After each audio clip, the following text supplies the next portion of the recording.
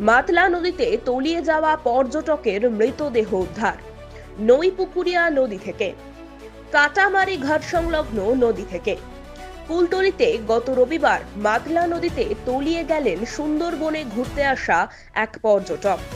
গড়িয়া থেকে 22 জনের একটি পর্যটক দল তারা সুন্দরবন বেড়াতে এসেছিলেন। গত 16 তারিখ শনিবার রাত্রে মাতলা নদীতে রাত্রি কাটানোর সময় হঠাৎই পা পিছলে পড়ে যান মাতলা নদীতে।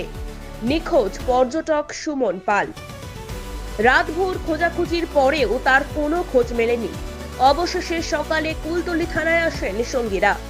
ঘটনার তদন্ত শুরু করেছে কুলতলি থানার পুলিশ। নিয়ে আসা হয় স্পেশাল 10টি ডুবুরিকে।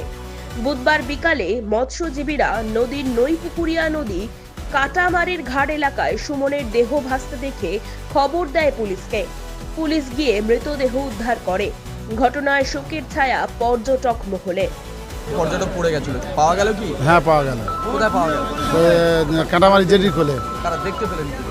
দেখতে পেলাম বলতে এখানে একজন ওই জেটির কোলে মাছ ধরছিল, ও দেখা পেয়ে আমাদের কাছে ফোন করেছে। করতে আমরা সঙ্গে সঙ্গে এসে দেখলাম যে হচ্ছে গিয়ে ভাসছে, মাথাটুকু একটু একটু দেখা যাচ্ছে।